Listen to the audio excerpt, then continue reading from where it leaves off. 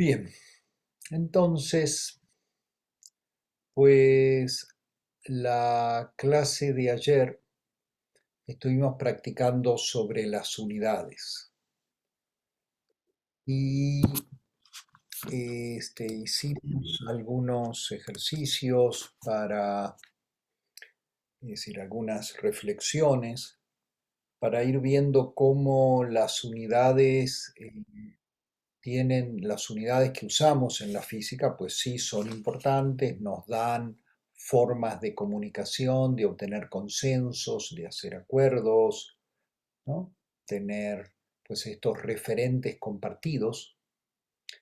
Y hablamos también de los retos que pone el hecho de usar objetos como referentes, ¿sí? Y estos tienen que ver primero con que los objetos, todos los sistemas cambian. O sea, más allá de que tengamos la ilusión de que hay cosas que duran para siempre, ¿no? Claro, hay cosas que duran más que otras, eso lo vemos, ¿no? Es decir, hay fenómenos que son muy breves y fenómenos que vemos que son mucho más estables, se repiten, pero lo que vemos es que ninguno de ellos, no hay ningún objeto, ningún fenómeno que no se vea afectado porque todo está conectado. Es decir, si el famoso cilindro del kilogramo patrón estuviera absolutamente aislado y fuera el único objeto en el universo, pero no le pasaría nada. Pero dado que está en el planeta Tierra y está en la atmósfera, pues está susceptible a reaccionar con la atmósfera y entonces recibe humedad, se le hacen óxidos, puede ensuciarse, es decir, un montón de cosas. Y así pasa con todos los fenómenos. La, y la otra parte es justamente como estos objetos cambian, si tomamos un objeto como sistema de referencia, ese objeto, si cambia, tenemos que cambiar nuestra referencia. Si nuestra regla se extendió, ahora todo lo medimos más como si fuera en esa unidad, pues toma menos de esa unidad. Entonces, si ese es el referente, pues tenemos que, digamos, entonces eso lo complica, ¿sí? Y por eso, de haber tenido, es decir, justamente, y esto se conecta con el hecho de la precisión en las medidas. A medida que se van desarrollando nuevas técnicas que permiten hacer otro tipo de mediciones, se empieza a ver que las técnicas que permiten hacer esas mediciones son consistentes entre ellas, las hacen, se van haciendo una serie de criterios que las hacen muy confiables, pero al mismo tiempo, a medida que vamos, bueno, que la comunidad, que los expertos van refinando estas técnicas y se va adquiriendo mayor precisión, se observa que ciertas referentes que se habían tomado como constantes, como inmutables, no son así. Están cambiando. ¿Por qué? Porque tengo una técnica que tiene otros referentes que son más estables. Y eso ha ido pasando y entonces esto lo que hace es proponer otros referentes, ¿no? Ahora, claro, esto simplemente va moviendo la barrera de la precisión a otras cosas. Entonces así se pasó del arco de meridiano, ¿no? Es decir, esta definición del metro como un 10 millonésimo de arco de meridiano a la barra de platino e iridio, pero luego se vio que esta barra también, a pesar de que tiene pequeñas variaciones, cuando la precisión y la tecnología permitió hacer medidas de distancia más precisas, entonces se dijo, entonces tenemos otros aparatos. Y entonces el reto,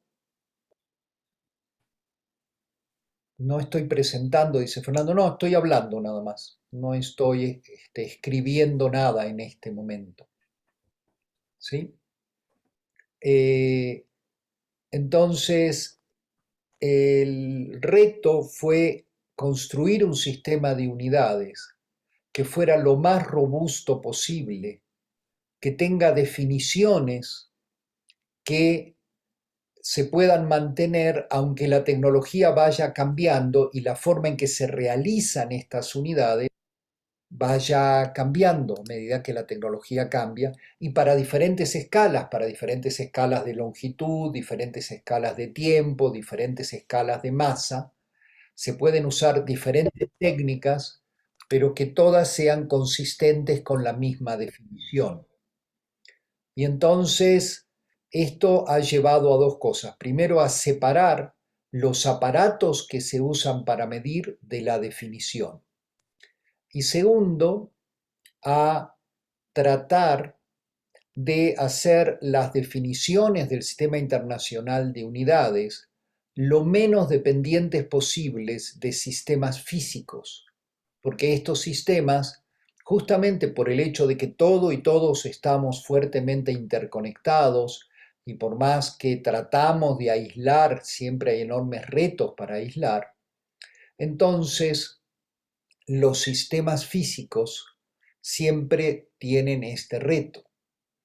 Entonces, en este momento, dado los desarrollos tecnológicos, se tomó la decisión hace 2 años, en 2019, de construir un sistema de unidades que solo depende de un sistema físico para hacer la única medición que es lo que la tecnología actual permite hacer con mayor precisión. Y esa es la medición de una frecuencia con la que oscila la luz. La luz, bueno, ustedes han visto en óptica, tiene un tratamiento como onda electromagnética, su longitud de onda y su frecuencia se pueden medir con mucha precisión usando interferómetros. Y entonces la luz en este momento es uno de los sistemas que mejor se puede manipular y medir. Y dentro de las propiedades de la luz, la que mejor se puede medir con más dígitos, con más cifras significativas, es la frecuencia. Entonces, en el sistema internacional se tomó la decisión de elegir un sistema que es en ciertas condiciones bastante estable y hacer esa definición dependiente del sistema. ¿Sí? Y esa es la que puede cambiar y es muy probable que en su joven vida la vean cambiar. ¿Sí? Pero esa, dada la forma en que está construido actualmente el sistema internacional, esa es la única que puede llegar a cambiar. Y ahora vamos a ver cómo es eso. Entonces, en este momento, la única cantidad que se mide y que tiene que ver con un proceso físico es la frecuencia de la luz emitida en una transición atómica. Esa es. Y entonces ahora sí voy a compartir la pantalla para hablarles un poco de qué es esto. ¿Sí? Entonces, dada la tecnología y dada la que medir frecuencias es lo que en este momento la tecnología permite hacer con mayor precisión, se tomó, esto desde hace ya unos cuantos años, esta es una tecnología que ya va para más de 40 años, ¿sí? De usar lo que se llama un reloj atómico para realizar el segundo. Y entonces, ¿cuál es ese sistema? El átomo tiene un núcleo, se llama cesio 133, ¿sí? y este es, entonces, este tiene protones, neutrones y electrones, ¿sí? Tiene 55 protones, ¿m? Entonces, y tiene, si 133 es el total de protones más neutrones, entonces tiene 78 neutrones y 55 protones, ¿sí? Entonces, se consiguen, ¿sí?, estos átomos que se pueden atrapar, se puede conseguir que estén muy estables, y este átomo, este elemento, el cesio, está en la columna 1 de la tabla periódica, la que está más a la izquierda, ¿sí?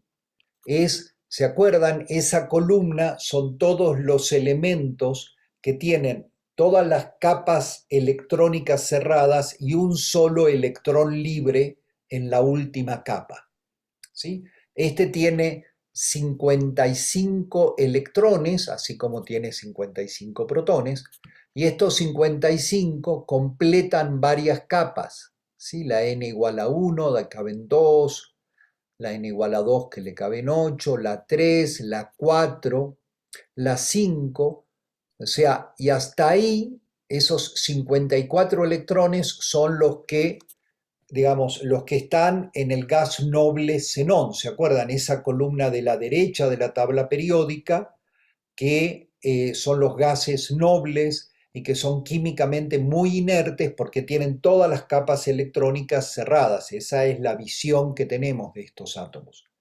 Y este tiene un electrón afuera, y entonces su actividad electrónica está asociada sobre todo a ese electrón externo. ¿Sí? Es un único electrón que además tiene un momento, digamos, tiene una distribución, es como una nube esférica, esa es la imagen que tenemos, y entonces no tiene un momento angular de rotación y solamente tiene propiedad de spin que a ustedes también les hablaron. Si aquí estoy aludiendo a un montón de ideas de la física atómica que confío que les han hablado a ustedes en la secundaria y la prepa, porque, digamos, en ningún otro curso este, de la Facultad de Ciencias han hablado de estos temas, bueno, quizás algo en su curso de primer semestre. Pero bueno, esto es más o menos entre cultura general y material que vieron en sus cursos de química de secundaria y prepa. Entonces, sabemos que cuando el electrón se excita, la configuración electrónica se excita y se desexcita, esto absorbe o emite luz. Ahora, en este caso, estamos hablando de una transición muy peculiar. La idea del spin del electrón, el spin es algo no difícil de describir en palabras, aunque con una muy clara descripción matemática, pero lo importante es que el electrón asociado a ese spin tiene lo que se llama un momento dipolar magnético, o sea, se comporta como un imán, ¿sí? Entonces, justamente el hecho, o sea, que puede apuntar en diferentes direcciones. Y el hecho de que el núcleo atómico con estos 133 protones y neutrones sea justamente un número impar, hace que este núcleo atómico también se comporte como un imán, ¿sí? Y estos imanes se suman, estos son, digamos, cada uno de estos imanes está asociado al concepto de un momento angular, como si estuvieran rotando, y tengo que usar el como, pero matemáticamente se comportan como momentos angulares, y eso da, y entonces resulta que este momento angular, que tiene que ver con qué tan grande es el imán del núcleo, tiene 7 medios en unidades de la constante de Planck, ¿m? Y el spin tiene unidades de 1 medio, ¿sí? Y resulta que los imanes clásicamente se pueden orientar de muchas maneras, ¿sí? Dos imanes van a tener menos energía si uno apunta para abajo y otro para arriba, y van a, digamos, cuesta energía ponerlos para el mismo lado, porque los campos magnéticos van a tratar de rotarlos de esta manera. Ustedes han jugado con imanes y han sentido esto en sus manos. Ahora, por el efecto del cómo funciona el mundo microscópico, por el efecto que describimos con la mecánica cuántica, y que algo de esto hablaremos en un par de meses en el curso, ahora lo tienen que creer como han creído tantas cosas, resulta que en el mundo, en este sistema microscópico, el imán del electrón y el imán del núcleo solo tienen dos posiciones permitidas, antiparalelos o paralelos. Las intermedias no están, el sistema lo que se llama está cuantizado, tiene niveles, y como el spin tiene solamente estas dos posibilidades, o el spin está paralelo o antiparalelo, ¿sí? Antiparalelo le cuesta un poquitito más de energía. Y entonces existen dos niveles, que es esto que aparece acá dibujado. Y si han hablado ustedes del spin, pues 7 medios menos 1 medio me da 6 medios, que es 3, 7 medios más 1 medio me da 8 medios, que es 4, y entonces el acoplamiento total es a estos dos niveles. Este 4 es los dos imanes paralelos y el 3 es los dos imanes antiparalelos. Y entonces, espero también que les hayan contado que cuando hay excitaciones y desexcitaciones de estos niveles electrónicos, tiene que absorber energía para excitarse y emitir energía para desexcitarse. Y esa energía, en este caso, se emite en forma de luz. Y esa es una luz muy particular, tiene una longitud de onda de 3,26 centímetros en el vacío, ¿sí? Y esta es su frecuencia. Mire, son 9.192.631.770 Hz, o sea, ciclos por segundo, ¿sí? Y esto se puede medir con enorme precisión. Y entonces lo que la comunidad internacional que se dedica a definir unidades decidió hace ya unos cuantos años es que este número está fijo, no se puede medir, ¿sí? Es decir, esta es la propiedad física que se toma como referencia. La frecuencia de la transición hiperfina del átomo de cesio en reposo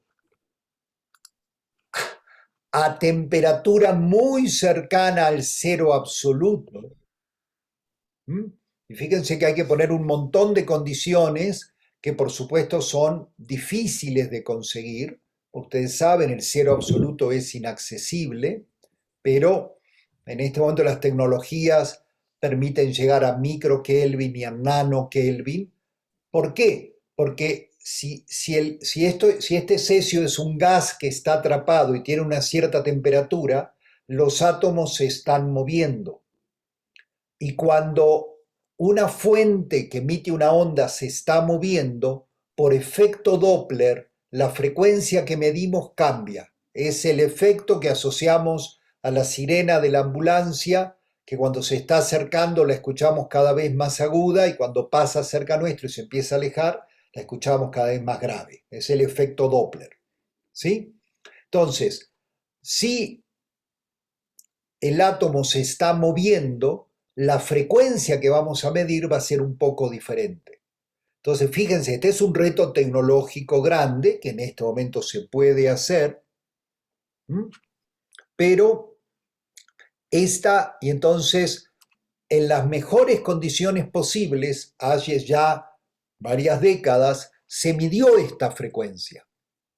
Y con los mismos aparatos, con estos se vio que se podían hacer relojes muy consistentes entre ellos, y con estos relojes fue que se vio que el día solar medio no era una cantidad estable, que tiene pequeñas variaciones. Entonces se abandonó la medida de tiempo asociada con la rotación de la Tierra alrededor de su eje o con la rotación de la Tierra alrededor del Sol, y se fijó esta frecuencia.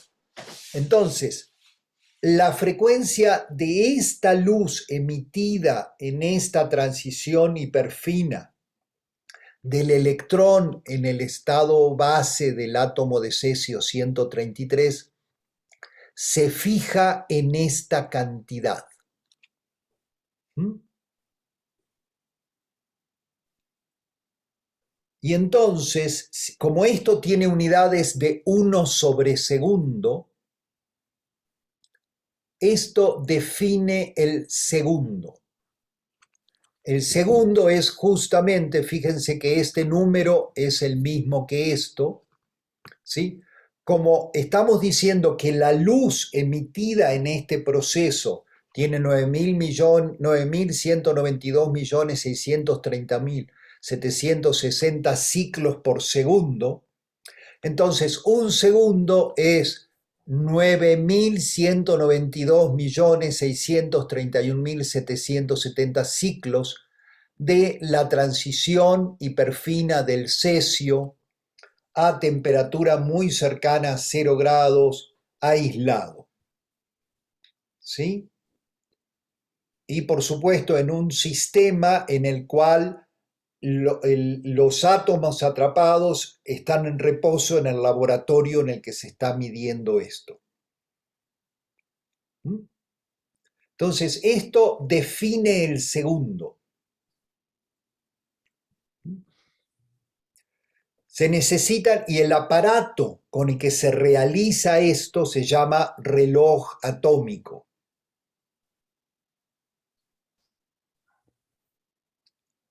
El Centro Nacional de Metrología en Querétaro tiene 10 relojes atómicos y lo que hacen es combinar las medidas de los 10 para reducir todavía más el error. Esto se puede trabajar con una precisión de hasta 14 cifras significativas. ¿Sí? Acá hay 10, eso quiere decir que todos los números que siguen son ceros, por definición. ¿Sí? Entonces, hay una frecuencia de una luz emitida en un proceso específico que no podemos medir, porque esa es la referencia. Por definición vale eso.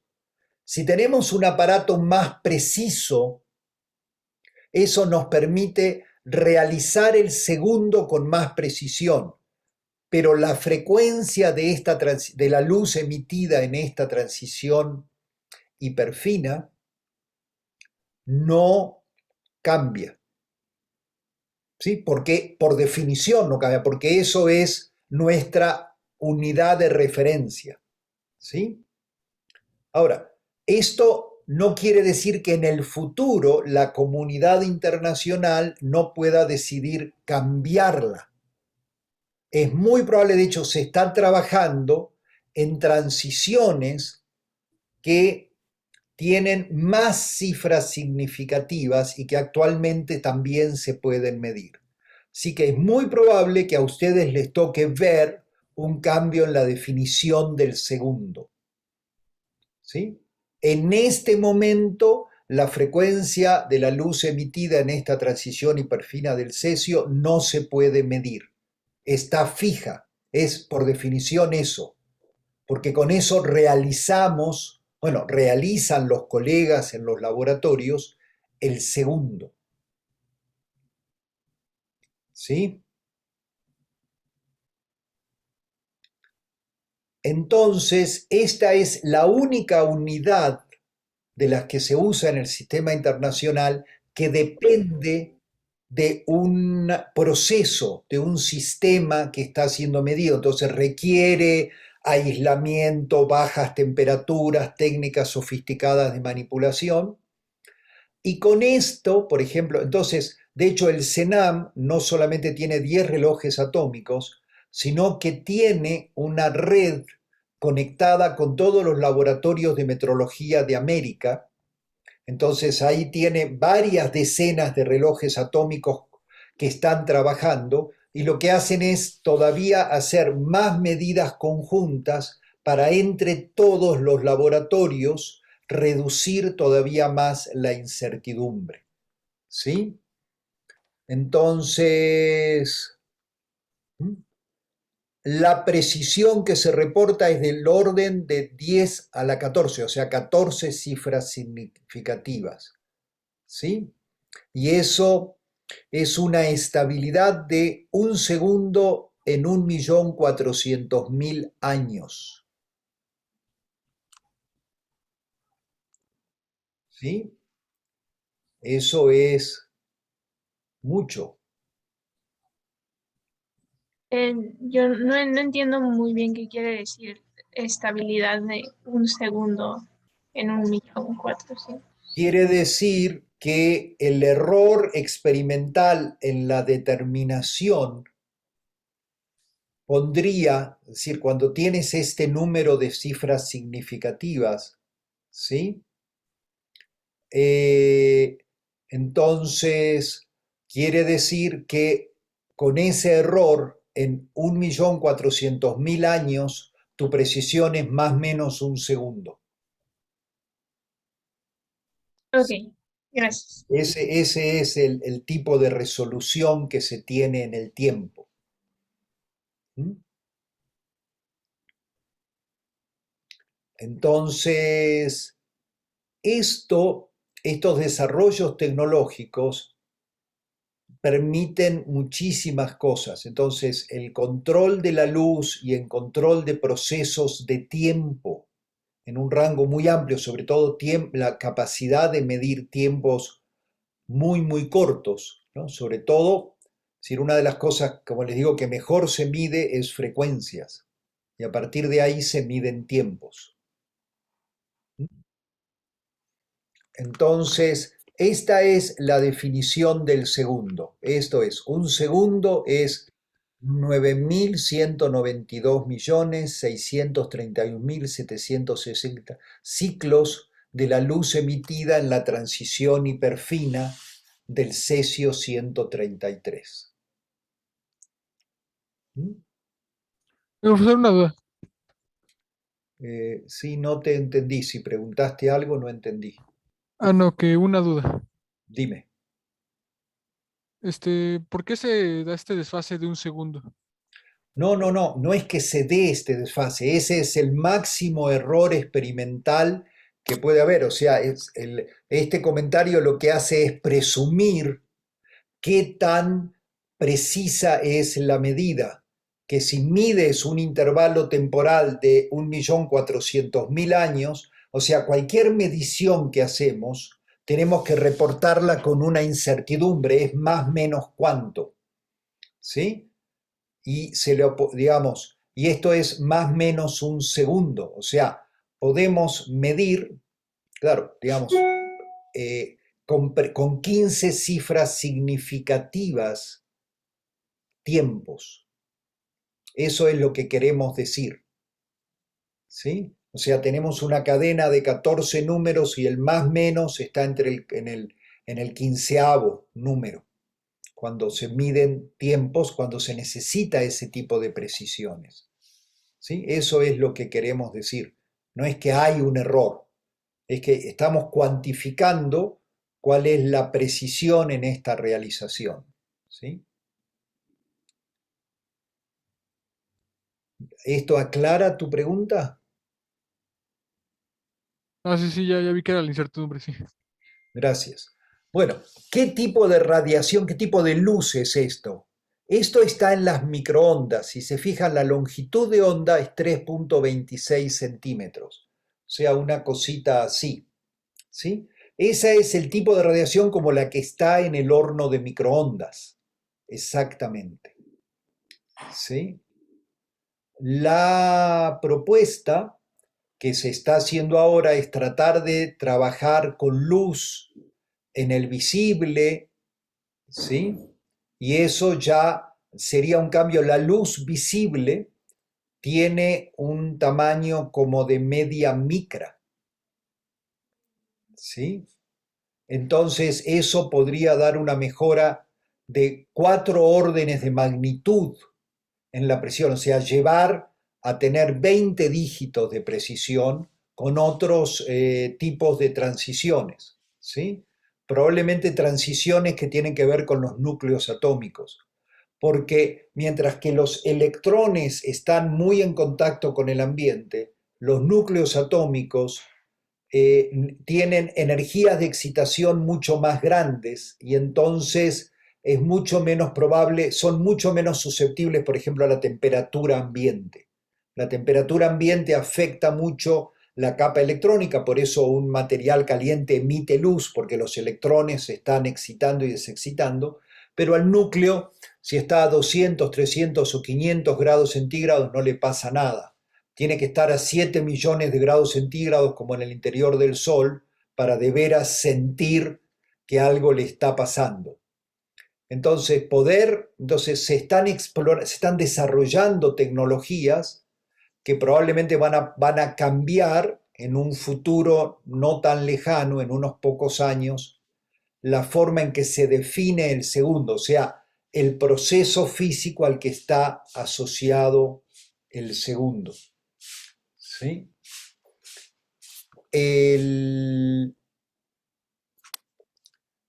Esto, entonces, esta es la única unidad que está asociada a un proceso físico. Esta es la definición del segundo.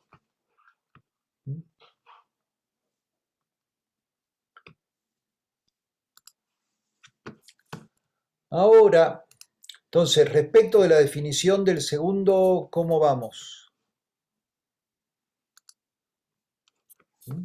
Todo bien. Bien, está claro, es decir, hay un proceso físico peculiar del cual quizás ustedes nunca habían escuchado hablar, pero bueno, existe y está ahí, ¿sí?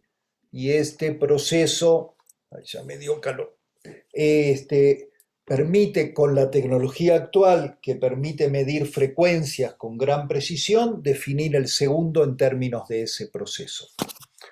¿Sí? Ahora voy a compartirles de vuelta la pantalla.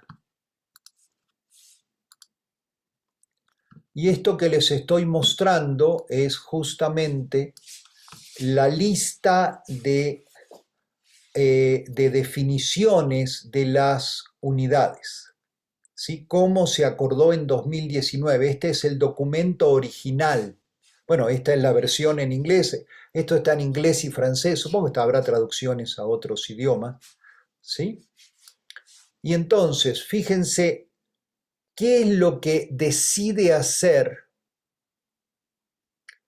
la comunidad que se dedica a pesas y medidas. Dice, voy a definir que la transición hiperfina, la frecuencia de la transición hiperfina en el estado base del átomo de cesio C33 es esta, la que acabamos de hablar. ¿Sí? Eso es una definición. Esa es la única frecuencia que no se puede medir, va a ser la referente para todas las demás. Y luego lo que hacen es lo siguiente, definen una serie de constantes que se usan en la física, la química y la ingeniería.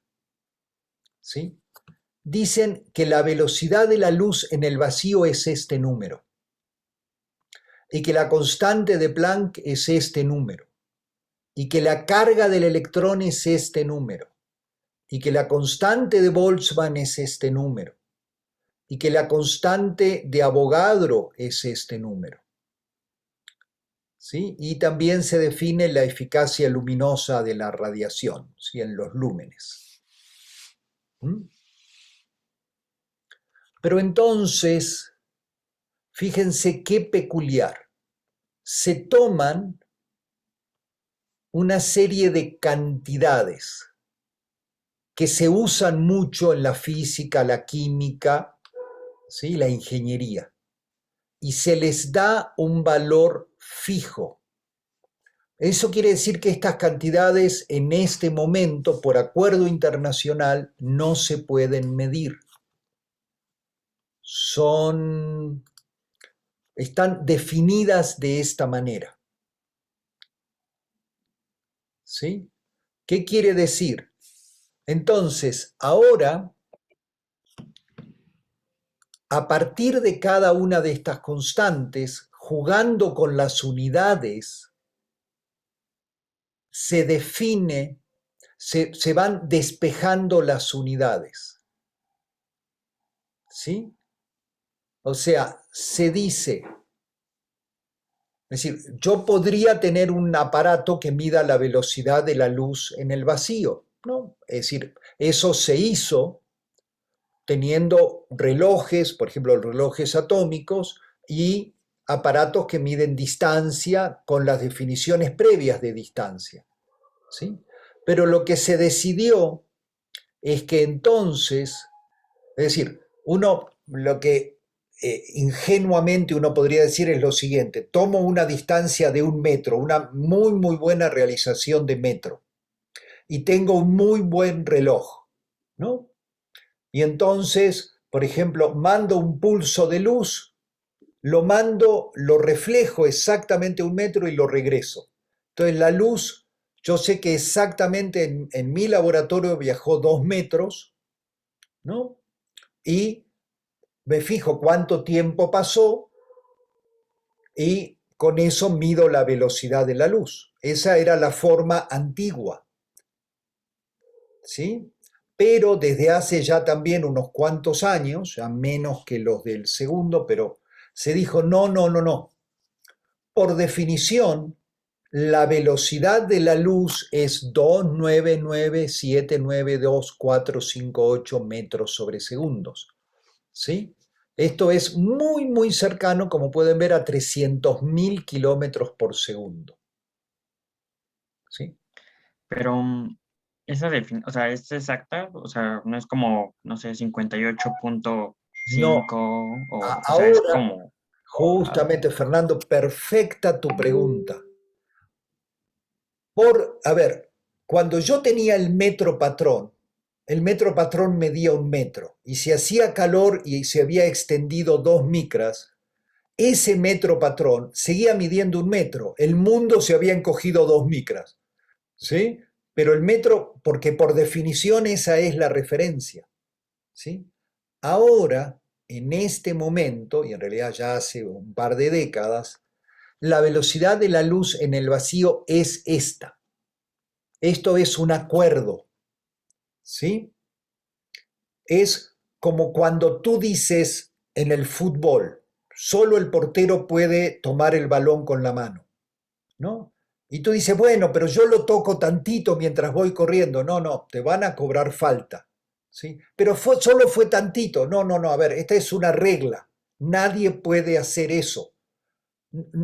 ¿Por qué es esa regla y no otra? Bueno, porque nos pusimos de acuerdo. Te dicen, a ver, si quieres jugar con el balón en la mano, mira, tienes el básquetbol, el fútbol americano, el handball, mira, hay otro montón de deportes donde puedes andar con el balón en la mano, pero en el fútbol que conocemos, no.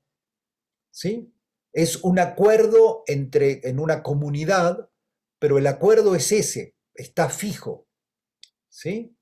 O sea, lo que ahora está fijo, desde hace ya como más de 3 décadas, es ese número. Y de vuelta, si quiero más precisión, le pongo ceros, ceros, ceros, ceros. ¿Sí? No puedo medir en este momento la velocidad de la luz en el vacío, porque la comunidad que fija las unidades se puso de acuerdo y dijo, no, miren, si yo, es decir, podemos ver, ¿no? Entonces, si yo tengo una luz que viaja, ¿sí? Si se fijan acá, esto es muy cercano a 30 centímetros en un nanosegundo.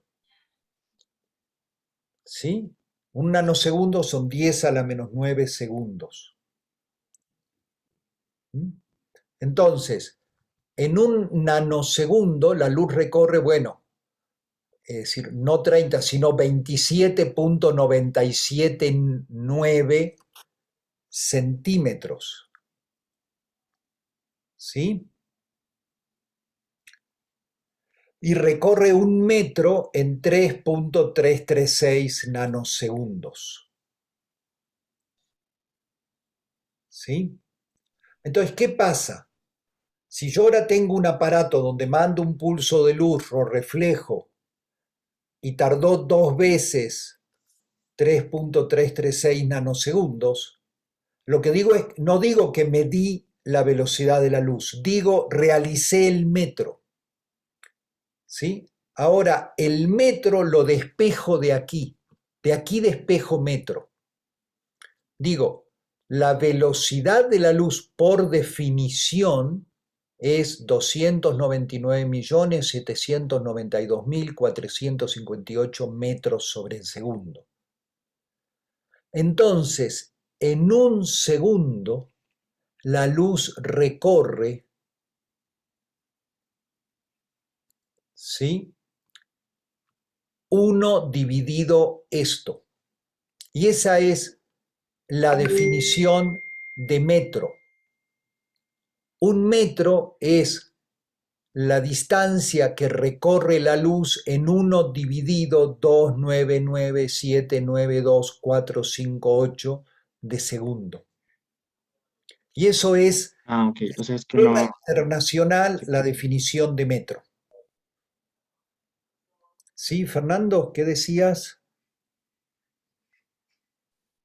Sí, o sea, es que no sabía que habíamos cambiado la definición de metro. Entonces, pensaba que Claro, si se tenía un estándar de metro y uno de segundo, entonces la velocidad tendría que estar dependiendo de esa, digo, eh, la de la luz.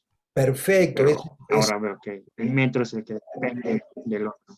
A ver, tu comentario es totalmente pertinente y es muy importante. ¿Sí? Se traslada la incertidumbre. Cuando había una definición de metro independiente, dependiendo de otro sistema físico, la velocidad de la luz en el vacío tenía un cierto error experimental en su medición. Ahora, la velocidad de la luz es un número que está fijo y lo que tengo son realizaciones de metro que siempre tienen errores experimentales. ¿Sí? Pequeñitos, más, menos, dependiendo las escalas. ¿Sí?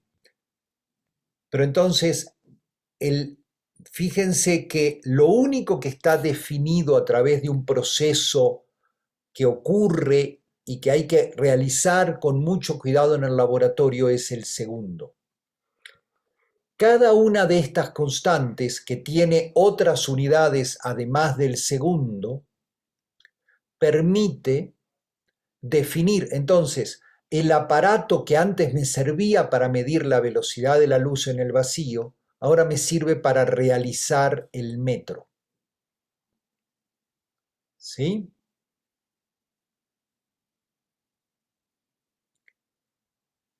¿Está bien? Una duda, Dime. Sí, te escucho. pero es que me causa un poco de ruido que se defina así la velocidad de la luz tomando las unidades, o sea, metros por segundo, y luego después, con base en ella, se defina al metro. ¿No es como una redundancia? No, porque ahora metro yo no tengo ningún otro referente de metro. Tiré el objeto que se llamaba Metro Patrón, lo mandé a un museo bien bonito, muy cuidado para que los niños pasen a verlo. Y digo, miran, en los antiguos usaban ese objeto. Ja, ja, ja, qué chistoso. Miren qué cosas raras que hacían los antiguos. ¿Sí?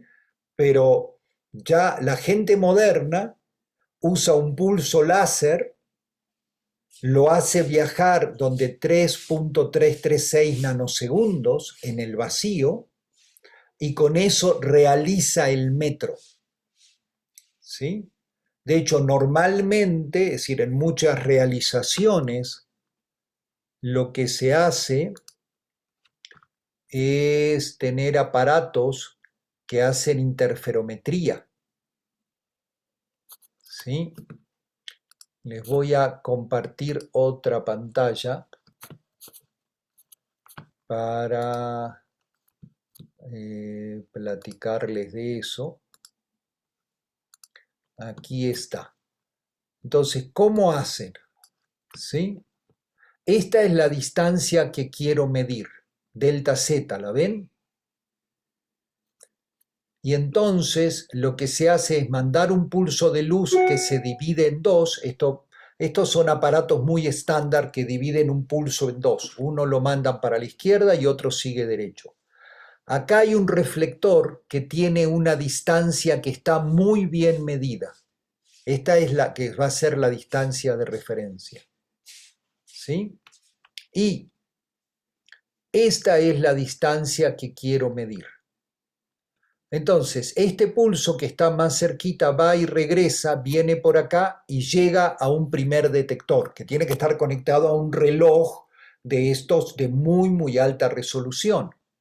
El pulso que viajó para acá viajó más lejos, se regresa y viene de regreso, ¿sí? Y entonces este detector mide una diferencia de dos tiempos, ¿sí? Y entonces justamente la velocidad de la luz en este medio por la diferencia de tiempos, la diferencia entre estos dos pulsos es dos veces lo que le tomó a la luz ir y volver este recorrido. Entonces la distancia tengo que dividirla entre dos, ¿sí? Y para la velocidad de la luz tengo que tener cuidado si estoy en el vacío o estoy en un medio. Si estoy en un medio tengo que dividir por el índice de refracción, ¿sí? Entonces esta es la forma de realizar, una de las formas de realizar para distancias relativamente grandes, el metro. Pero fíjense, y vuelvo a algo que a mí al principio me costó, una cosa es la definición de metro y otra cosa es cómo para ciertas escalas, en qué aparato realizo eso y hago mediciones, ¿sí? Pero fíjense que para medir distancias mido tiempos, mido intervalos temporales, porque eso es lo que puedo hacer con la mayor precisión, ¿sí? Y esto es para distancias grandes donde simplemente mido la diferencia de clics entre dos pulsos, ¿sí?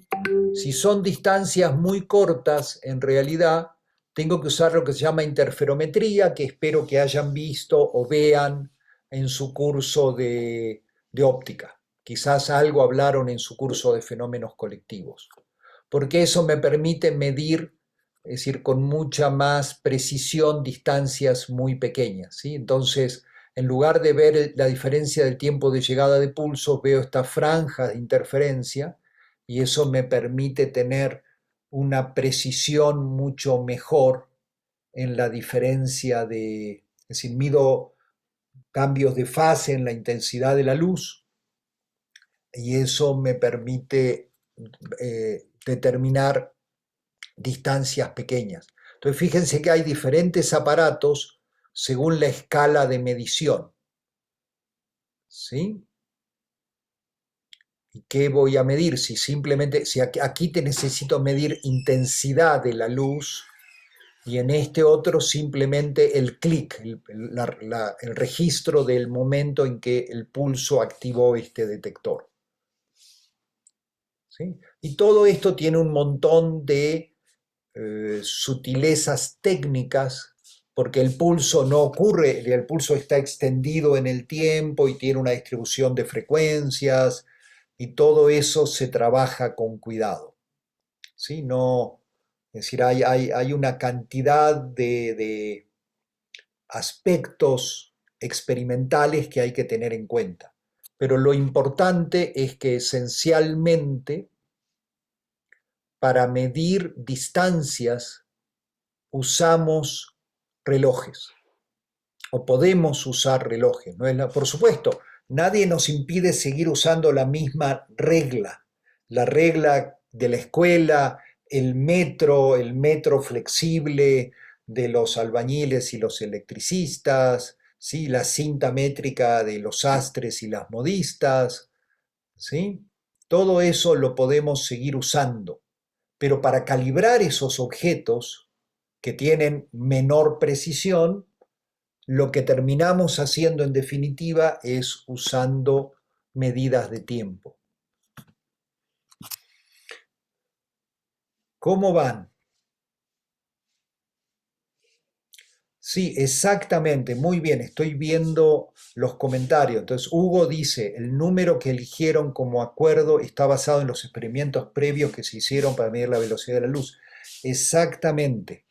O sea, hasta hace unas 3 décadas teníamos medidas independientes de distancia y de tiempo y se fueron refinando los aparatos para medir la velocidad de la luz en el vacío. Hasta que se vio que realmente las medidas de frecuencia, las medidas de tiempo, son mucho más precisas que las medidas de distancia. Entonces dijeron, oigan, nos conviene, si queremos tener mejor resolución, nos conviene medir distancias como tiempos, porque entonces ahí vamos a tener 15 cifras significativas y con nuestra medida de distancia teníamos 8 o 10 solamente. Y entonces, ¿cuál fue el truco? Dijeron, bueno, pero ¿cuál es nuestra mejor medida de la velocidad de la luz en el vacío? Dijeron, bueno, en este momento es 299,792,458 metros sobre segundos, más o menos algún decimal ahí. Dijeron, perfecto, ese es el número en que nos ponemos de acuerdo.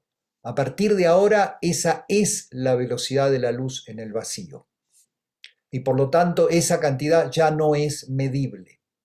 Y todos los aparatos parecidos a esos que usábamos para medir velocidad de la luz, ahora sirven para medir distancias, con diferencias de tiempo multiplicadas por la velocidad de la luz en el vacío. ¿Sí? Que es un número. ¿Sí?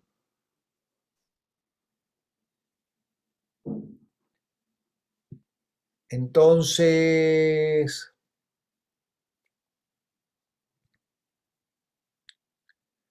eso es muy importante. Muy bien. Ahora, entonces, las constantes se usan para definir otras unidades. Y pregunta Mariano, ¿se puede dar el caso de que la tecnología se vuelva más precisa desde RFNA? Para las constantes? Podría ser, pero la tendencia en este momento, o sea, yo no sé qué vaya a pasar dentro de 100 años.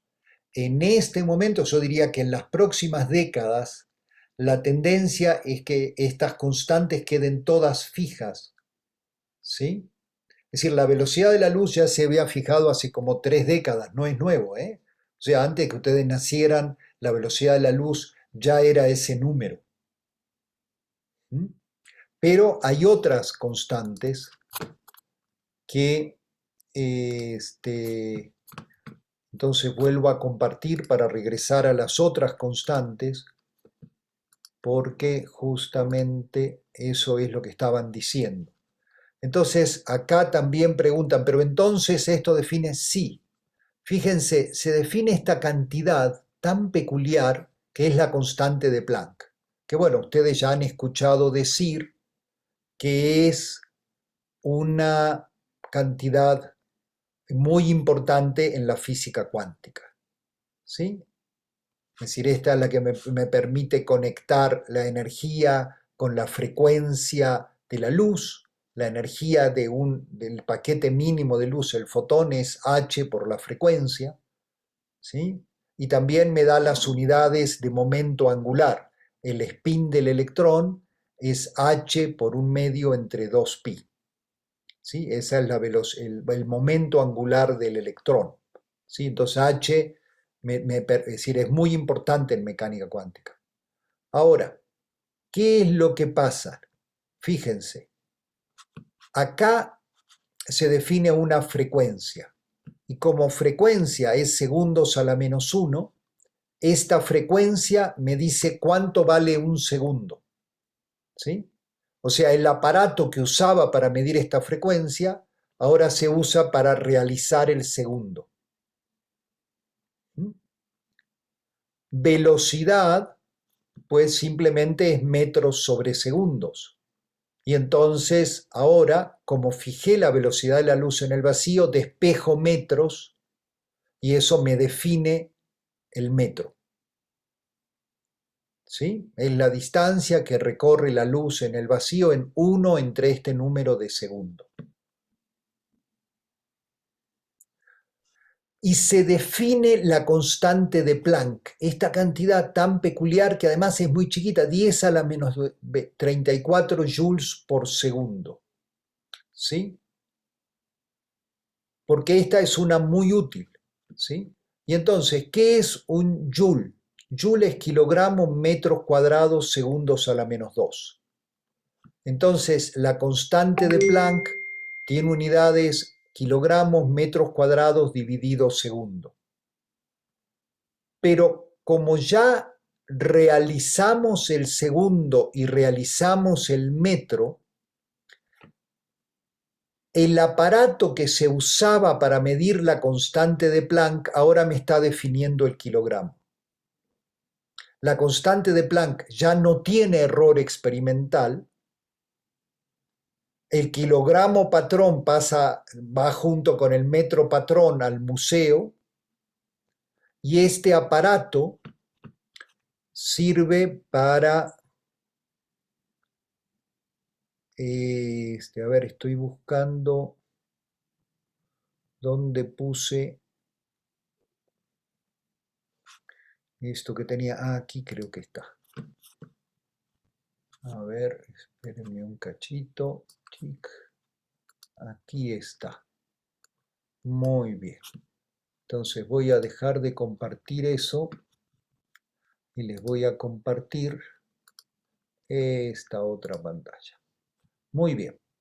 Entonces se inventó una balanza increíblemente precisa que lo que hace es compensar pesos con aceleraciones electromagnéticas que se pueden medir con mucha precisión. O sea, tengo campos magnéticos que jalan alambres y con eso compenso exactamente un peso. ¿Sí? Y entonces, en 2015, este aparato, a ver si puedo hacerlo más grande. No, bueno, está difícil. Este aparato, que es lo que antes llamaba la balanza de Watt, ahora se llama la balanza de Kibble, en honor al científico que fue de los principales en su desarrollo, ¿sí?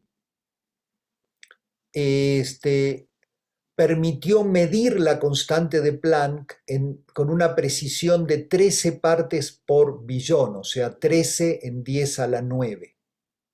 ¿Sí? Y entonces hicieron el mismo truco. Dijeron, bueno, vamos a fijar el número que determina la constante de Planck y ahora esto me define el kilogramo. Entonces ahora este aparato es un aparato muy sofisticado que permite medir masas muy pequeñas, ¿sí? Pero de vuelta, son definiciones de alguna forma extrañas, poco intuitivas, ¿sí? Pero, ¿cuál es la virtud que tienen? ¿Sí? La virtud que tienen es que ya no dependen del aparato de medición. O sea, se puede sofisticar tanto como sea estos aparatos que miden masas, ¿sí? O que miden, digamos, la constante de Planck, que miden la velocidad de la luz, no importa. Y esos simplemente lo que hago es tener una mejor realización del metro, Si mido la velocidad de la luz, mejor, pero la velocidad de la luz no cambia. Tengo una mejor realización del kilogramo si tengo experimentos donde determino h. O sea, fíjense cómo es esto. Yo tengo un muy buen reloj y quiero medir distancias con un aparato muy sofisticado. Entonces voy a ver qué distancia viaja la luz en 3.336 nanosegundos. Y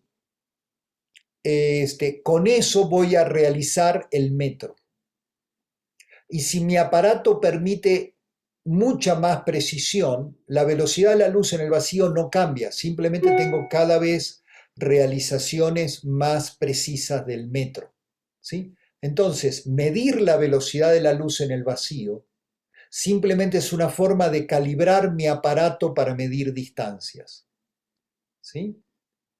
Y medir la constante de Planck es una forma de calibrar mi aparato para medir kilogramos, para medir masas, ¿sí? Muy pequeñitas, porque tiene ese 10 a la menos 34.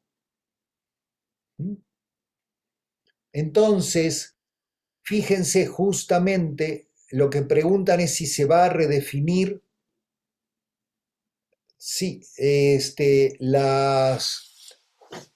las constantes, y lo más probable es que no, porque esa es la idea, es decir, toda la intención de la comunidad de metrología fue decir, queremos hacer las unidades lo más independientes posibles de la tecnología, ¿sí?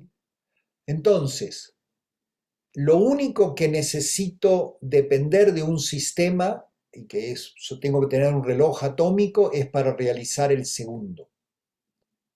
Pero con cualquier aparato con el que puedo medir tiempos con mucha precisión y puedo ver cuánto tarda la luz, qué distancia recorre la luz en 3.336 nanosegundos, no importa con qué tecnología lo haga, eso me va a realizar el metro.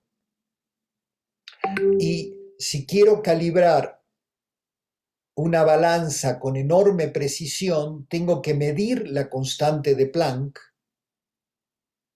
pero me tiene que dar ese número. Ese número es el resultado está fijo, ¿sí? Entonces, en el aparato que mide la constante de Planck, tengo que medir este número, ¿sí? Que fíjense, son 9 dígitos también, ¿sí? Y entonces, esto con esto se define el kilogramo, ¿sí? Igual, luego, esta es la unidad de carga, ¿sí? Entonces hay aparatos que miden corriente con mucha precisión. Y corriente es la cantidad de cargas que pasan por segundo.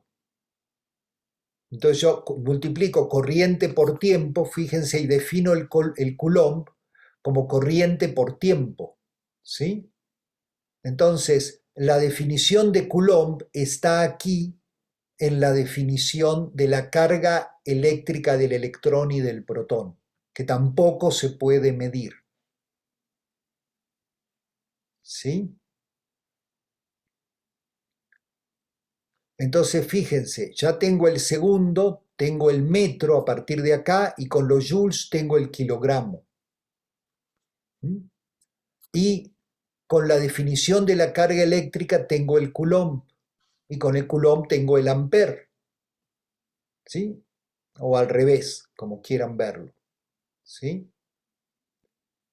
Y potencia es kilogramos, metros cuadrados, segundos a la menos 3, ¿sí? Entonces este ya tiene todas sus unidades, ¿sí? Y el número de Avogadro también se definió, ¿sí? Es decir, antes se medía, ahora ya no se mide, ¿sí? Entonces, esto define el mol. Es decir, un mol por definición es exactamente este número de componentes, de componentes elementales de cualquier sistema, ¿sí? Pueden ser átomos, pueden ser moléculas sencillas, moléculas complicadas. Un mol es este número, ¿sí? Y entonces, igual, la constante de Boltzmann me define los grados Kelvin.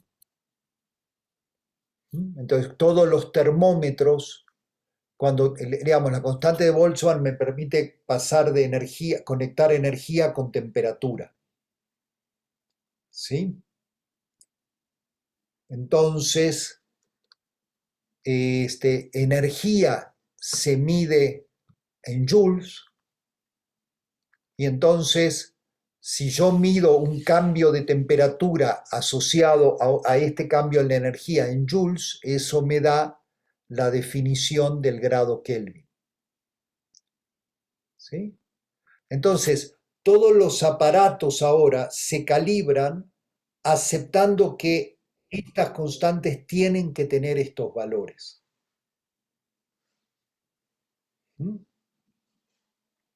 Y son un acuerdo de una comunidad. Todos estos números tienen una historia que tiene que ver con cómo se fueron construyendo estas unidades en las primeras tecnologías, en las primeras cosas, ¿sí? Nada de eso es particularmente relevante en cómo se hizo, pero son números, ¿sí? Y ninguno de estos números se puede medir. Son fijos, son constantes fijadas en el Sistema Internacional de Unidades.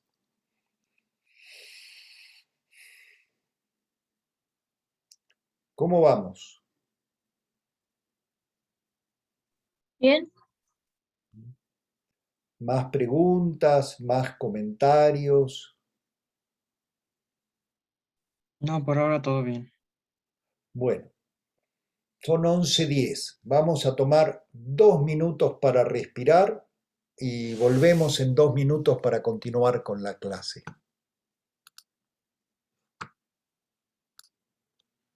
Volvemos a grabar.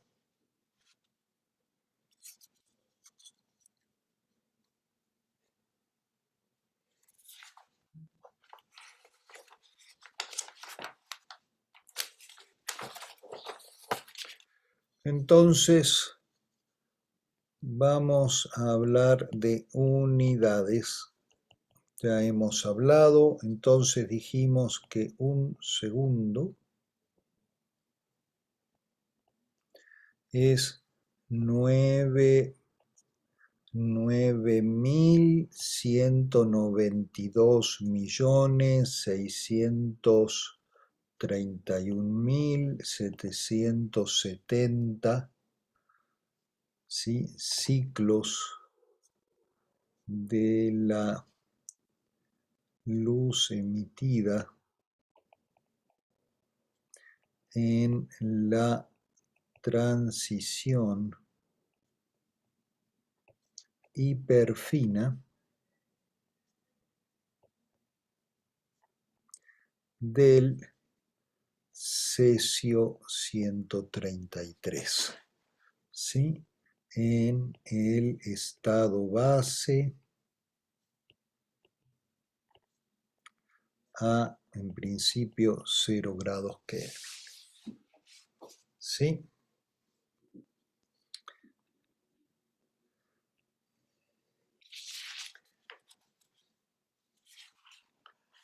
Y con eso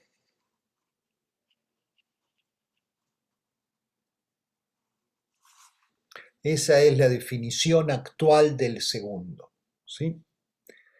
Y dijimos que la velocidad de la luz en el vacío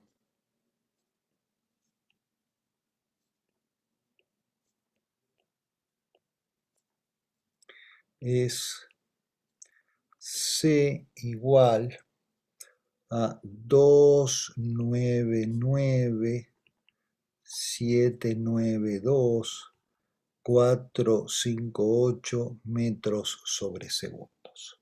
¿Sí? Y aquí entonces viene una cosa muy importante que para esta parte del curso va a ser notablemente útil, que es que un metro, ¿sí? Un metro es la distancia que recorre la luz en el vacío en 1/99792,458 de segundo. ¿Sí?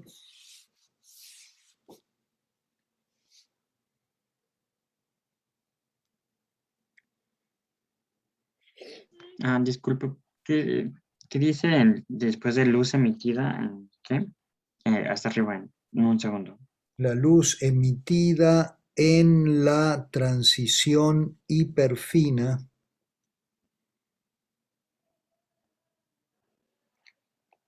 a ver, espera, voy a tratar, supongo que esta es, vamos.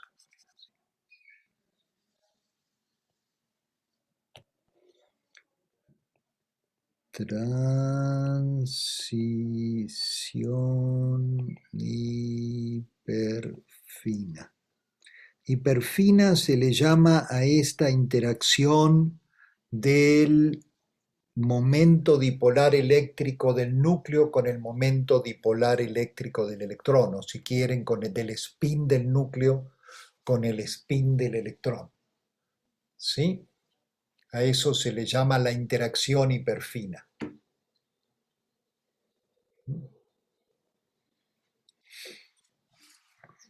Entonces, con esto tenemos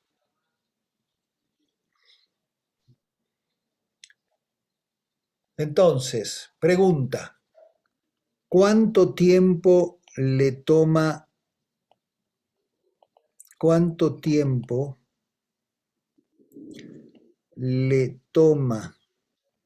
a la luz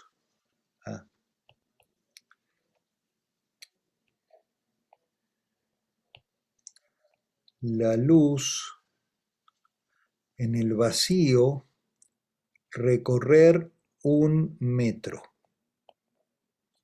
Sí, hagan la cuenta por favor y me dicen o me lo ponen en el chat.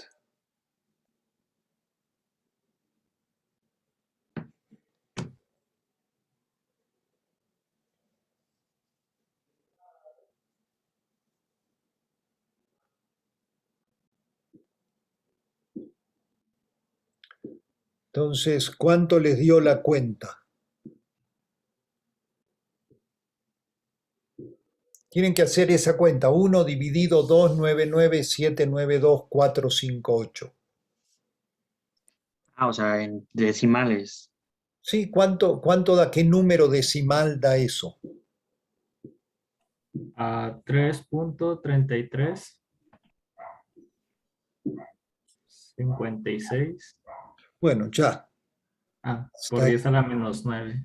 por 10 a la menos 9 segundos y esto es igual a 3.336 nanosegundos. ¿Sí?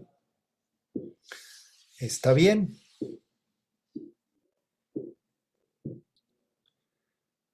Y podemos también decir al revés, en un nanosegundo,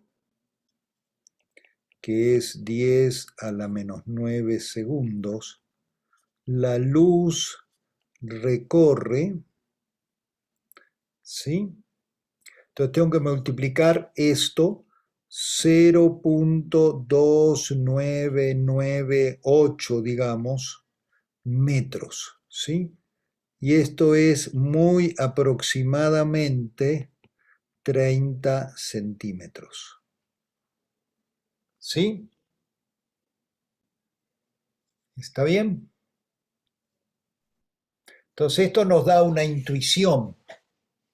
¿Sí? Es decir, el nanosegundo es una unidad muy pequeña de tiempo, pero 30 centímetros es lo que miden las reglas escolares, un poquito más que esto, 30 centímetros. ¿Sí? Casi todas las reglas que ustedes llevaban a la escuela y que probablemente tengan a la mano todavía, miden 30 centímetros. ¿Sí? Y a la luz en el vacío le toma un nanosegundo recorrer esa distancia. ¿Sí? Y como simplemente tengo que multiplicar o dividir por c, es muy cómodo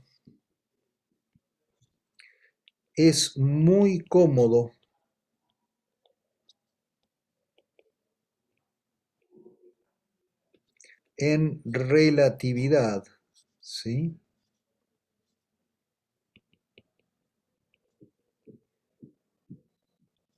Medir distancias y tiempos en las mismas unidades.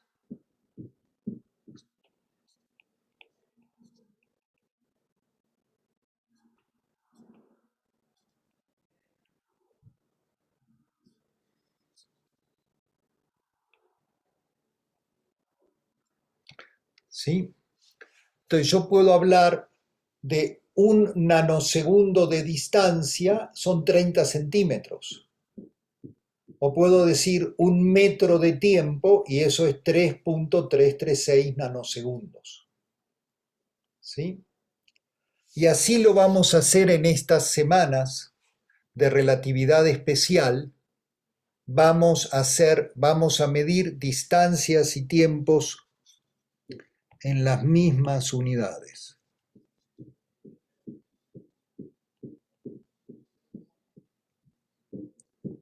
¿Sí? ¿Por qué? Porque es increíblemente cómodo y nos evita estar usando ese número, o sea, porque entonces las escalas con las que vamos a trabajar van a ser siempre las mismas. ¿Mm? Entonces, hablaremos o usaremos metros para medir de distancia o de tiempo.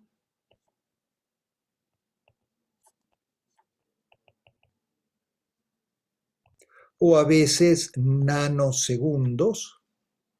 También, ¿sí? Sabemos que la equivalencia es muy fácil, ¿no? Un metro equivale a 3.336 nanosegundos. ¿Sí? Y un nanosegundo equivale muy aproximadamente a 30 centímetros.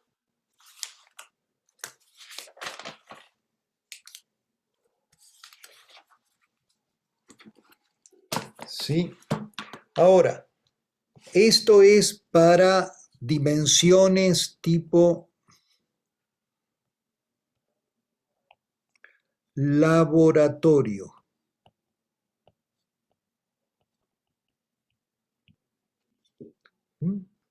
¿Qué pasa cuando pongamos ejemplos que querramos hablar del espacio? En ese caso, en la astronomía se usa mucho el año luz, que es una unidad de distancia, ¿sí? Este es 0.946 por 10 a la 16 metros, ¿sí? Y entonces se dice que Próxima Centauri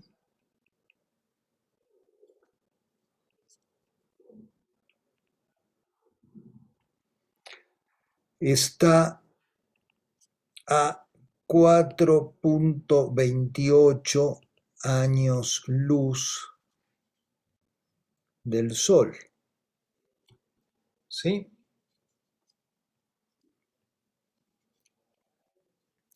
Ahora, tampoco queremos usar unidades de distancia, es decir, no queremos trabajar en metros. Entonces, el año luz es una unidad de distancia, ¿cierto? que se define como su nombre, entonces un año luz es simplemente la distancia que recorre la luz en el vacío en un año. ¿Sí? O sea, yo tomo 300.000 kilómetros por segundo, lo multiplico por 60 para minutos, por 60 para horas, por 24 para días y por 365.4 para años, y voy a tener un resultado muy parecido a ese, ¿sí? Esos metros. Ahora, entonces, yo puedo usar años de distancia, que son años luz, y claramente años de tiempo. ¿Sí? En un año de tiempo, la red recorre un año de distancia, un año luz. ¿Sí? Pero entonces simplemente son años. Entonces vamos a usar siempre las mismas unidades. Eso nos evita tener que usar cantidades, estos 10 a la menos 9, 10 a la 9, 10 a la 14, ¿sí? Porque entonces tenemos más intuición.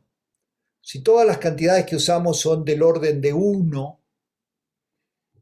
¿sí? Entonces eso lo hace muy fácil.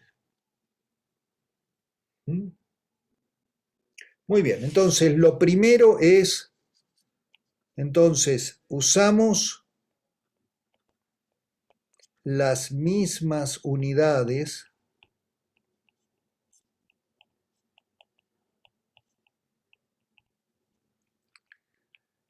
para medir distancias y tiempos. Esto es raro, pero una vez que se acostumbren van a ver qué tan cómodo es, ¿no? Y si no, siempre pueden regresar, aunque con las cosas astronómicas, años y años siempre va a ser más fácil. Pero si con metros de tiempo se sienten incómodos, pues dicen, un metro es 3.336 nanosegundos, multiplico por 3.336 y ya estoy en nanosegundos. ¿Sí? Muy bien. Ahora, entonces, tenemos distancias y tiempos, ¿sí? Y ahora tenemos que hablar de algo más. Distancia. ¿Sí? Y ahora tenemos que definir una cantidad, algo que va a ser importante, un evento. ¿Sí? Un evento es algo que ocurre en un lugar, en un tiempo dado, bueno, en un tiempo, ¿sí? Y todos los observadores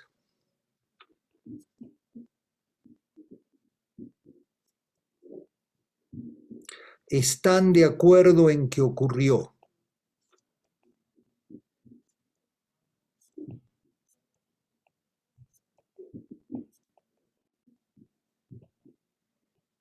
¿Sí? Aunque no coincidan las posiciones y tiempos que le asignan.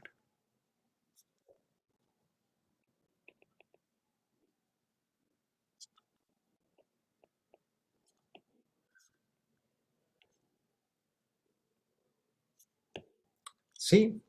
Porque, digamos, trivialmente el origen de la posición o el tiempo cero depende, cada uno puede asignarlo de maneras diferentes, ¿sí? Y además vamos a ver que cuando un sistema de referencia se mueve a velocidades cercanas a la luz respecto de otro, va a haber cambios, ¿sí? Pero, digamos, ¿qué estamos hablando? Salta una chispa, ¿sí? Hay un aplauso.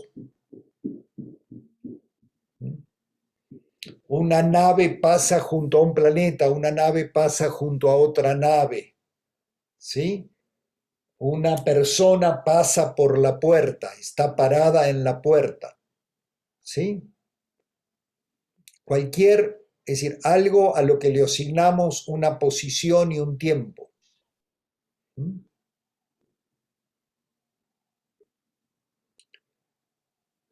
Entonces, dados dos eventos,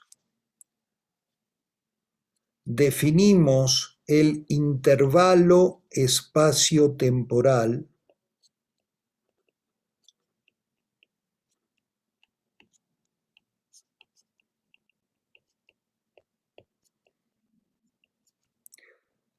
entre dos eventos, ¿sí? Y lo definimos de esta manera.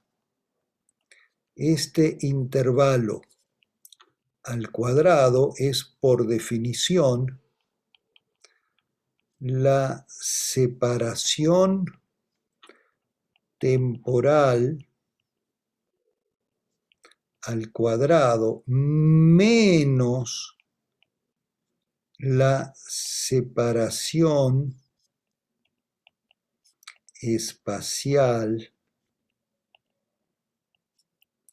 al cuadrado. ¿Sí? Y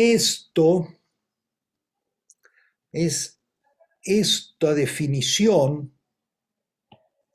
está en el corazón de la relatividad especial. Por ahora es una definición, ¿sí?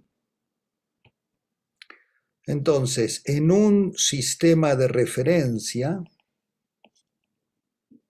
siempre en cada sistema de referencia, dos eventos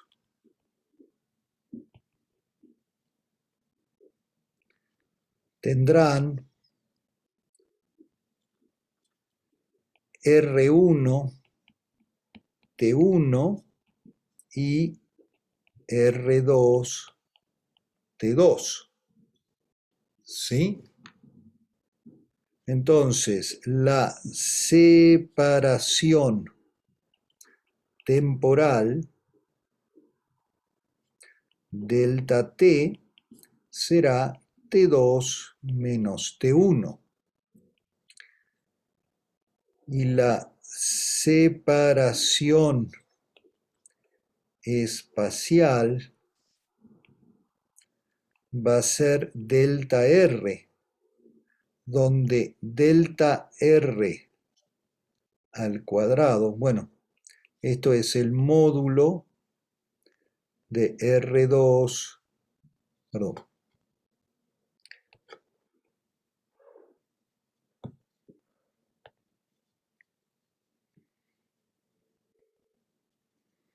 módulo de R2 menos R1 como vectores, ¿sí?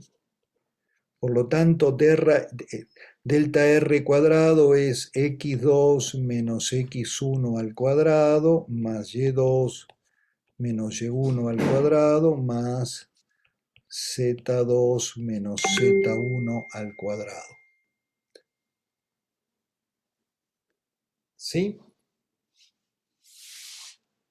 Digo, esta parte, la de la separación espacial,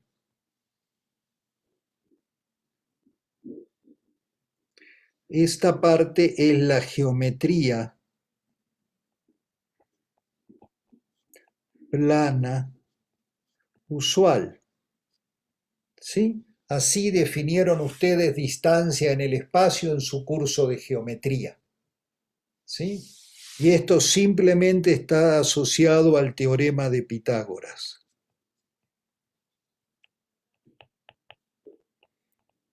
¿Sí? La suma de los cuadrados de los catetos es igual al cuadrado de la hipotenusa.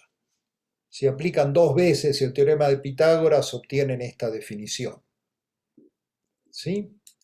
Entonces, en la parte espacial tenemos la geometría usual, pero en el espacio-tiempo definimos el intervalo con una geometría muy peculiar, donde la parte espacial tiene un signo menos, pero la parte temporal un signo más. Hay una diferencia. ¿Sí?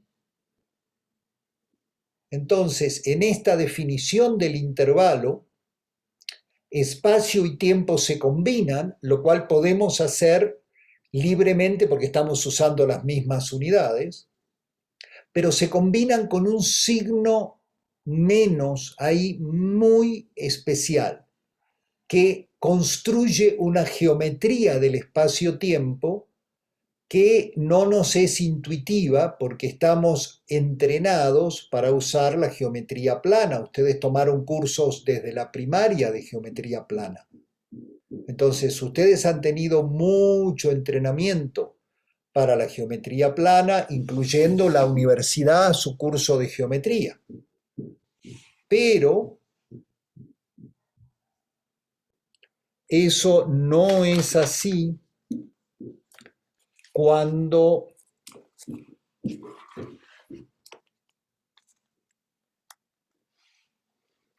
tengo el espacio-tiempo. ¿Sí?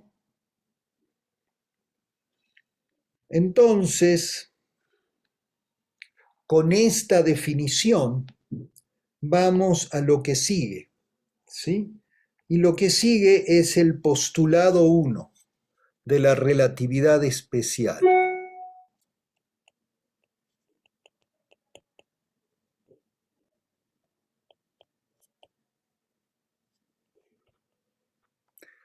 Entonces, había un postulado antiguo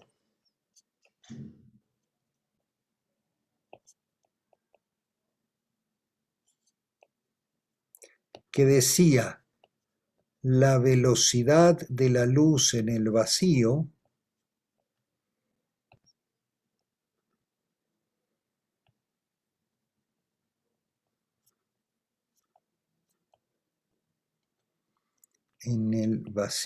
es la misma en todos los sistemas de referencia inerciales.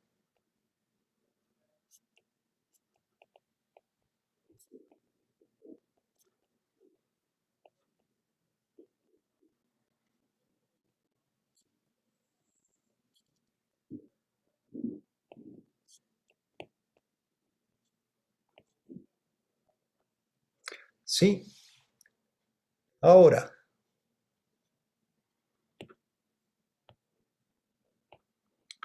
dado que sé ya desde hace muchos años, ¿sí? De hace ya varias décadas, sé es 2,99792,458 metros sobre segundos por definición.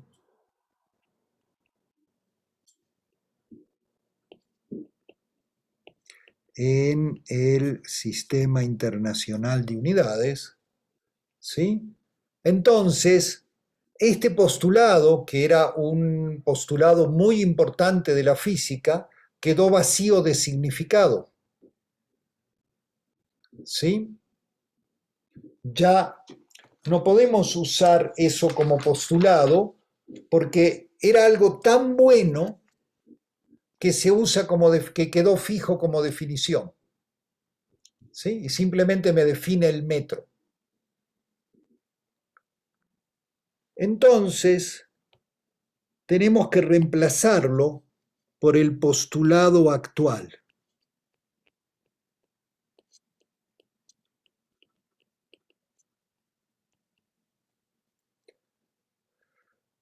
Y el postulado actual dice: el intervalo espacio-temporal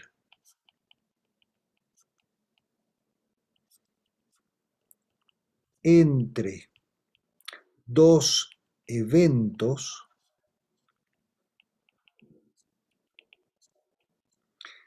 es invariante.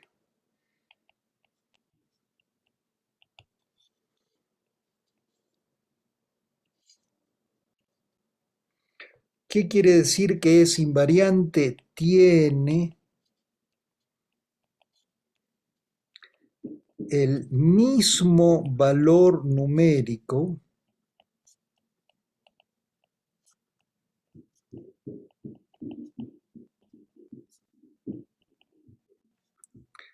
en todos los sistemas de referencia inerciales.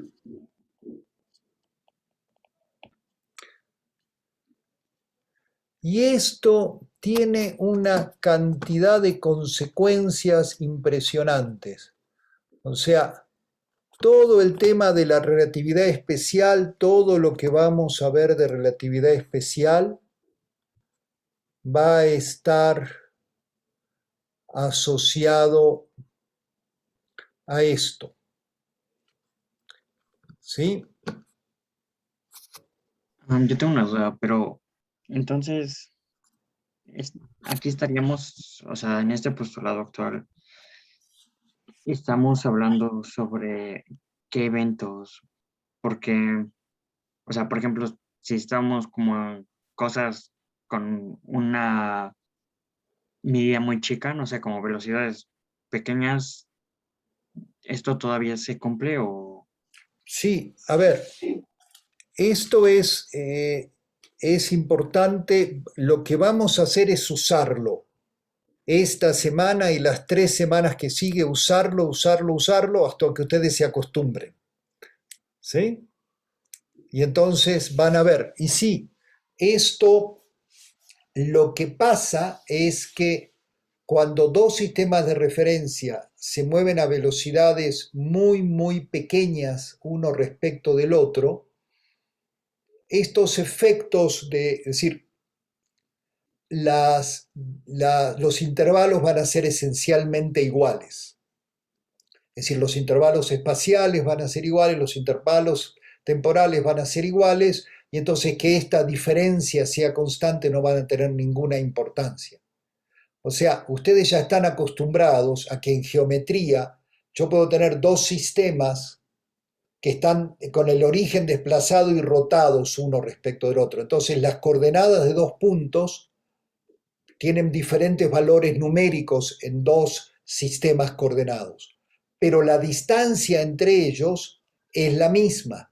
¿Sí? En la geometría plana, la distancia entre dos puntos es un invariante. ¿Sí? Y eso se usa todo el tiempo, está en el corazón de la geometría. No importa que desplace mi origen o que rote los ejes, la distancia entre dos puntos no cambia en la geometría plana. ¿Sí? Ahora estamos generalizando eso de una forma que a primera vista es arbitraria y loca. ¿Sí? Es un principio matemático. Estamos postulando que en el espacio-tiempo, cuando las velocidades entre diferentes sistemas de referencia sean cercanas a la velocidad de la luz en el vacío, hay efectos observables de definir el intervalo de esta manera y de postular que es invariante. Y lo que vamos a ver es que así podemos construir toda la relatividad especial. Y la semana que viene estaremos construyendo las transformaciones de Lorentz. ¿Sí? Que en el caso de que las velocidades relativas sean muy pequeñas, se reduce a la a la cinemática usual, a los movimientos usuales, a las posiciones y velocidades usuales. ¿Sí? Los efectos empiezan a ser impresionantes cuando las velocidades relativas empiezan a ser cercanas a la velocidad de la luz en el vacío. No sé si esto acerca a una primera respuesta a la pregunta. Sí, un poco, pero supongo que sí tengo que seguir viendo más ejemplos. A ver, esto es raro, ¿sí? A ver, esto sirve siempre, es decir, esto es simplemente una generalización de la cinemática de mecánica clásica que ustedes aprendieron, ¿sí? Y se puede generalizar también a la dinámica, a las fuerzas, aunque en este curso no lo vamos a hacer, ¿sí? Entonces, sí, en el límite de velocidades bajas, esto coincide exactamente con los resultados de la mecánica clásica de su curso de segundo semestre. Pero cuando las velocidades relativas empiezan a ser significativas, o vamos a ver cuando las energías de los cuerpos son próximas a su masa por la velocidad de la luz al cuadrado o mayores, las energías cinéticas, entonces estos efectos son muy importantes. ¿Sí? Entonces, yo sé que el postulado antiguo, que todavía pueden encontrar en muchos libros de textos, de alguna forma es más fácil de digerir que el postulado nuevo. Sí, el postulado nuevo es muy abstracto, totalmente matemático. ¿Sí? Mi invitación es a que empiecen a pensar que esta es una forma de pensar la física. La física como un sistema de reglas que nos permiten tratar de describir cosas y que a veces funcionan y a veces no, depende de qué estamos tratando de describir. O sea, el mundo en el que nos movemos, el mundo del que somos parte, es un mundo increíblemente rico y complejo. Todas las descripciones que tenemos son descripciones parciales, ¿sí? Y entonces, ¿sí? No, pero vamos a jugar con esto. Entonces, una forma de, por lo menos que a mí me ha funcionado, de no angustiarme con esto, es decir, bueno, vamos a jugar este juego. El juego es, la regla es, esta es la definición del postulado y del intervalo y el intervalo es invariante. ¿Qué pasa si jugamos ese juego? ¿Sí? Entonces, vamos a poner un ejemplito muy sencillo. ¿Sí? Juan está parado aquí y en su laboratorio, a 2 metros de distancia, hay una varilla metálica, ¿sí? Y él tiene también una varilla metálica en la mano.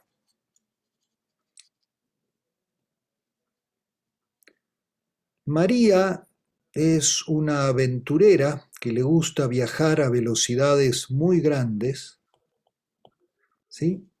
Y su nave también tiene una varilla metálica y está viajando a una velocidad bastante importante respecto de Juan, que está quietito en su laboratorio.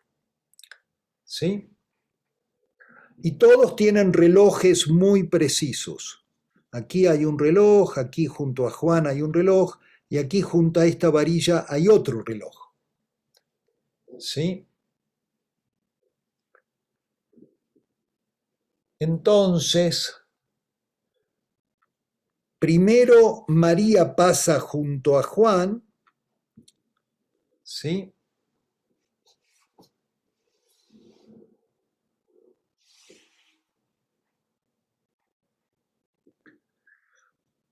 Y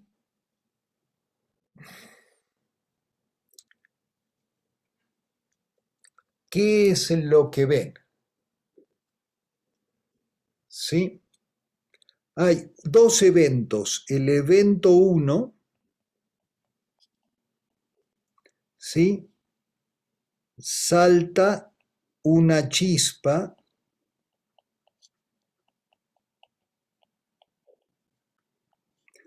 junto a Juan. Y el evento 2 es salta una chispa, ¿sí? Cuando María pasa junto a la antena.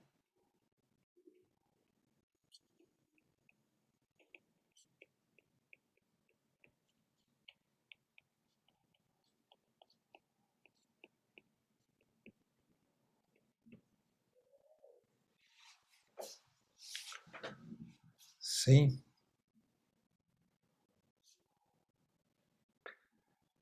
Entonces, tenemos dos sistemas de referencia.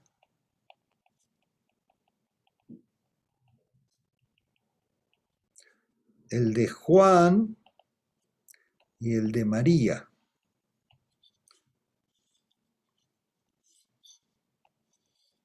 Y ahí al evento 1 le vamos a asignar una X y una T, y en el de María le vamos a asignar una X' y una T'.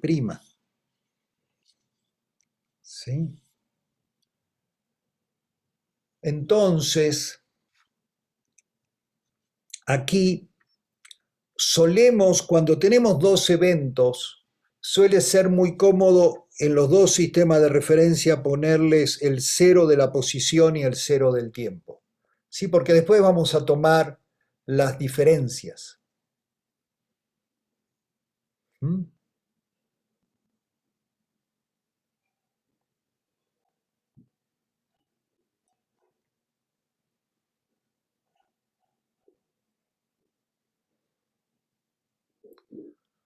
Muy bien.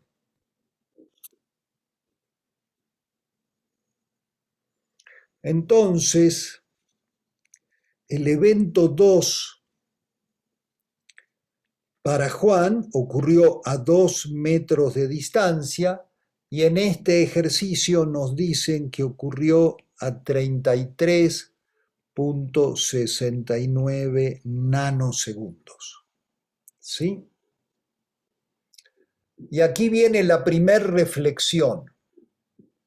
¿Dónde ocurrió el segundo evento en el sistema de referencia de María? ¿Sí? Si ustedes ven, cuando ocurrió el segundo evento, María estaba aquí. ¿Sí? Aquí está, este es el evento 1, cuando María estaba acá, y el evento 2, cuando María está con su antena muy, muy cerquita de la antena que está en el piso, ahí salta la chispa. Entonces, María lleva su sistema de referencia, lo tiene aquí justamente, pegadito a su nave. ¿Sí? Y está viajando su sistema de referencia con ella. ¿Está bien?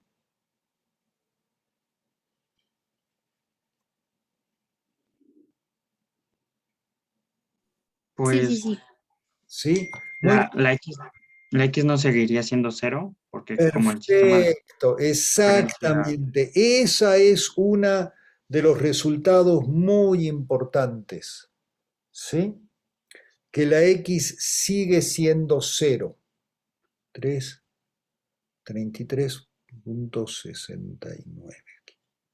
Bueno.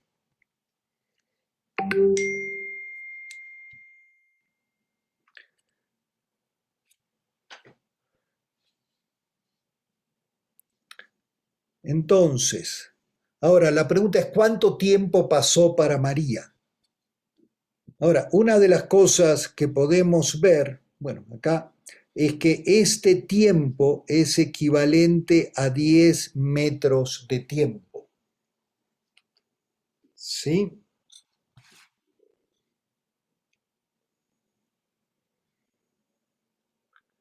¿Está bien? Entonces, el intervalo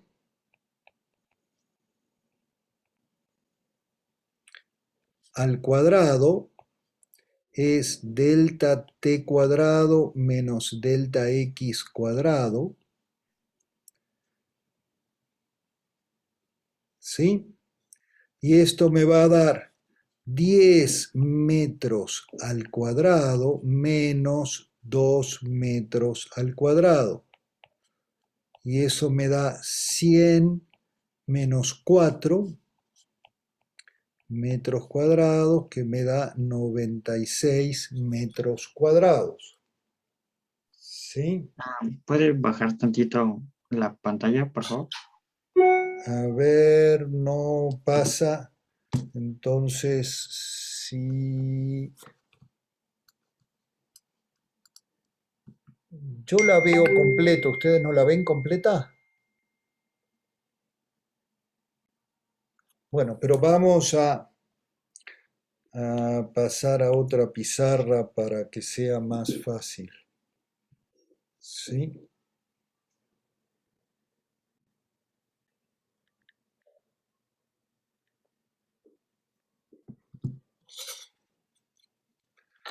Entonces dijimos que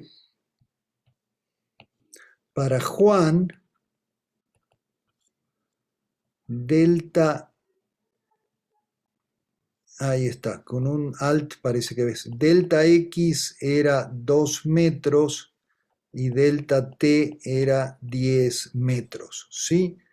Y entonces el intervalo al cuadrado era 10, bueno, 100 metros cuadrados menos 4 metros cuadrados, 96 metros cuadrados. Y entonces el intervalo vale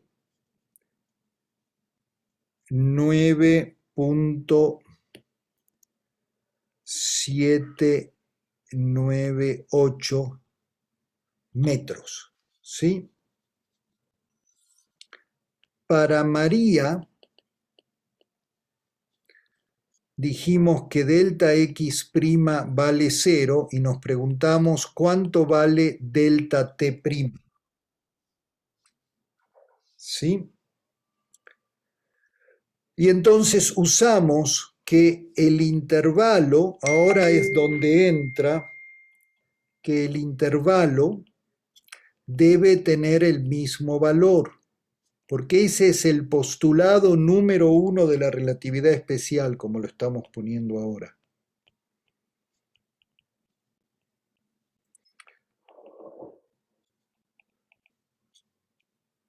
Entonces, delta t' al cuadrado menos delta x' al cuadrado tiene que valer el intervalo al cuadrado, ¿sí? Pero entonces, delta t' al cuadrado menos 0 vale 9.798 metros al cuadrado. Por lo tanto, delta t' vale 9.798 metros, ¿sí? Fíjense que este delta t' es más chico, ¿sí? A ver, voy a tratar. 9.798 metros, ¿sí?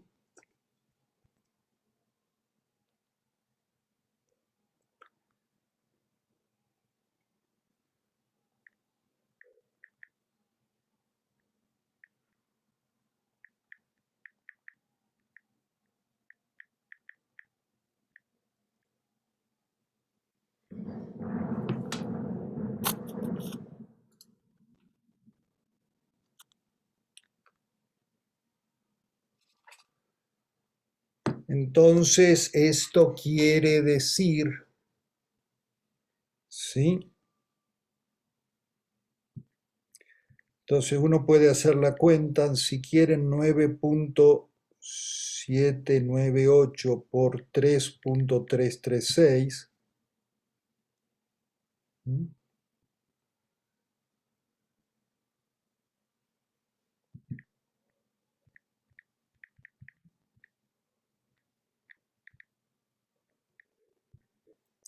Y esto me da 32.68 nanosegundos, ¿sí? Y si se acuerdan, el delta T para Juan era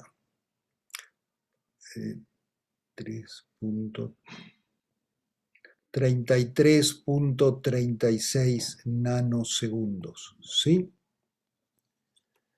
Entonces, todo el punto de esto es mostrar que la separación temporal entre los intervalos, el intervalo de tiempo que pasó entre unos y otros, es diferente según,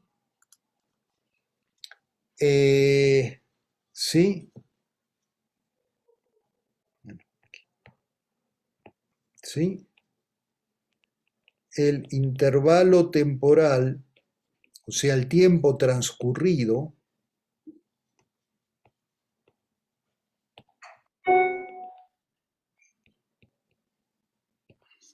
es diferente, ¿sí? El tiempo no transcurre igual en los dos sistemas de referencia. ¿Sí? Para María pasó menos tiempo, exactamente como dice Andrés. ¿Sí? Muy bien. Son las 12, bueno, de hecho 12:03, perdón por excederme un poquito. Paramos aquí y seguimos el jueves. Y lo que vamos a dedicarnos varias clases es a usar esto. ¿Sí? A ver qué consecuencias tiene y puede haber ejemplos mucho más impactantes todavía. Vamos a estudiar la paradoja de los gemelos, vamos a estudiar muchas cosas. ¿Sí? ¿Está bien? Entonces yo voy a subir estas notas y voy a subir la grabación y ahora voy a trabajar para subir la grabación y vemos. ¿Sí? Vamos a ver, qué bueno que les gustó, me alegro mucho, la diversión recién comienza. Muy bien, vamos a parar de compartir. Eso es. Muy bien, entonces paramos la grabación.